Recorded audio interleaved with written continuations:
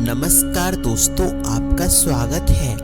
दोस्तों, बृहस्पति देव को बुद्धि और शिक्षा का कारक माना जाता है। गुरुवार को बृहस्पति देव की पूजा करने से धन्य धान्य मान सम्मान प्राण प्रतिष्ठा व कई अन्य मनवांछित फलों की प्राप्ति होती है। धार्मिक ग्रंथों के अनुसार गुरुवार को भगवान बृहस्पति की पूजा का विधान है। गुरुवार के दिन व्रत और कथा सुनने से घर में परिवार में सुख समृद्धि बनी रहती है। तो चलिए जानते हैं गुरुवार व्रत की कथा और पूजा विधि के बारे में। कथा के अनुसार प्राचीन काल की बात है। किसी राज्य में एक बड़ा प्रतापी और दानी राजा रहता था।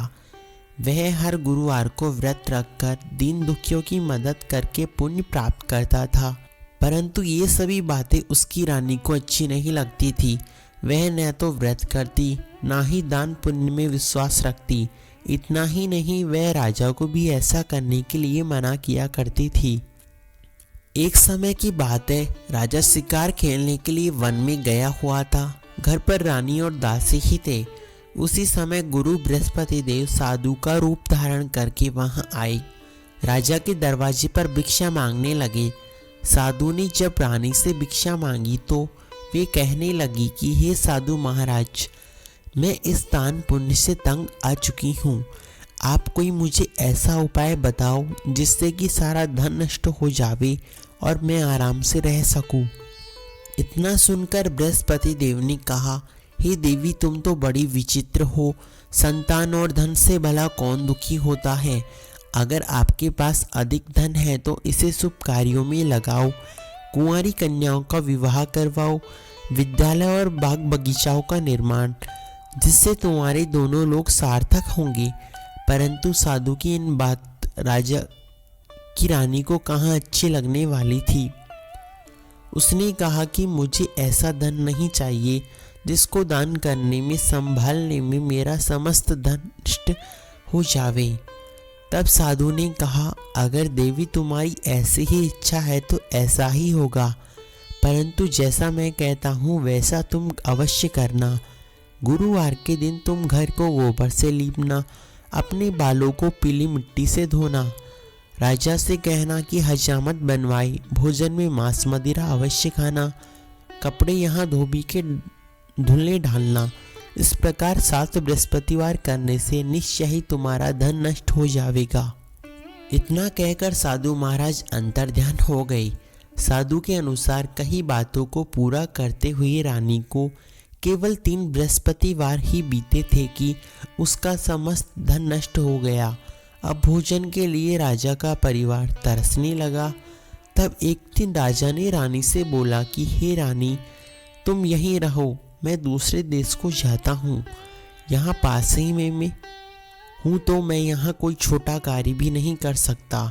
ऐसा कहकर पूर्व राजा परदेश चला गया। वहाँ जाकर जंगल में लकड़ियाँ काट कर लाता और शहर में बेचता। इस तरह अपना जीवन व्यतीत करने लगा। इधर राजा के देश जाते ही रानी और दासी बड़ी ही चिंतित रहने लगी। एक बार जब रानी और दासी को 7 रोज भोजन किए हो गए तो रानी ने अपनी दासी से कहा, हे दासी, पास ही के गांव में मेरी बहन है, वह बड़ी धनवान है। तू उसके पास जा ताकि थोड़ी समय तो गुजर जावेगी। दासी की बहन रानी के पास गई। उस दिन गुरुवार था। रानी की बहन उस समय बृहस्पतिवार की कथा सुन रही थी। दासी ने रानी की बहन को अपनी रानी का संदेश दिया, लेकिन रानी की बड़ी बहन ने कोई उत्तर नहीं दिया। जब दासी को कोई उत्तर नहीं मिला तो वह दुखी होकर लौट आई। दासी ने वापस आकर रानी को समस्त घटना परिचित कराई। ये सुनकर दासी ने अपने भाग्य को कोसा। इधर रानी की बहन ने सोचा कि मेरी बहन की दासी यहाँ आई थी, परंतु मैंने उससे कोई उत्तर नहीं दिया तो वह निराश होकर लौट गई। रानी बोली, बहन देखो, तुमसे कोई बात छिपी नहीं है। ये सभी बातें रानी ने पूजा समाप्त कर अपनी बहन के यहाँ जाकर कही। हमारे घर में अनाज नहीं है, अनाज नहीं है।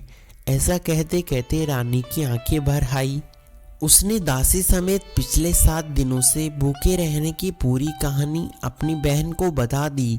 रानी की बहन बोली, देखो बहन, भगवान बृहस्पति देव समस्त लोगों की मनोकामनाएं पूर्ण करते हैं। देखो शायद तुम्हारे घर में अनाज रखा हो। पहले तो रानी को विश्वास नहीं हुआ, पर बहन के आग्रह करने पर उसने दासी को अंदर भेजा। उसे सचमुच अनाज का एक घड़ा मिल गया। ये देख रानी और दासी को बड़ी हैरानी हुई। दासी रानी से कहने लगी, हे रानी, जब हमको भोजन नहीं मिलता तो हम रोज ही व्रत किया करते थे, इसलिए क्यों ना इनसे व्रत की कथा और विधि पूछ ली जावे ताकि हम भी व्रत कर सके। और रानी ने अपनी बहन से बृहस्पतिवार व्रत के बारे में पूछा और व्रत करना शुरू किया। उसकी बहन ने बताया कि बृहस्पतिवार के दिन चने की दाल, मुनक्का का केले की जड़ में अर्पित करे, दीपक जलाए, व्रत कथा सुने, पीले भोजन ही करे। इससे बृहस्पति देव और भगवान विष्णु प्रसन्न होंगे। व्रत और पूजा की विधि बताकर रानी की बहन अपने घर लौट आई। 7 दिन बाद जब गुरुवार आए तो रानी और दासी ने व्रत रखा। वह गुड़साल में जाकर चना और गुड़ बीन लाई। फिर उसने केले की जड़ तथा भगवान विष्णु की पूजा की। अब पीला भोजन की चिंता में दोनों बड़ी दुखी हुई, क्योंकि उन्होंने व्रत किया था, इसलिए बृहस्पति देव उनसे प्रसन्न थे। वह एक साधारण व्यक्ति का रूप धारण कर 2 थालों में पीला भोजन लेकर आए। भोजन पाकर दासी बड़ी प्रसन्न हुई और फिर रानी के साथ मिलकर भोजन किया। उसके बाद वह सभी गुरुवार को व्रत और पूजा करने लगी। बृहस्पति देव की कृपा से उनके पास फिर से धन संपत्ति आ गई, परंतु रानी ने पहले ही इस प्रकार का आलस्य करने लगी। तब दासी बोली, देखो रानी, तुम पहले भी इस प्रकार का आलस्य करती थी, इस कारण हमारा समस्त धन नष्ट हो गया। अब इस प्रकार की सभी धन नष्ट हो जाएगा। अब जब बृहस्पति देव की कृपा से धन मिला है तो तुम पहले जैसा आलस्य मत करो।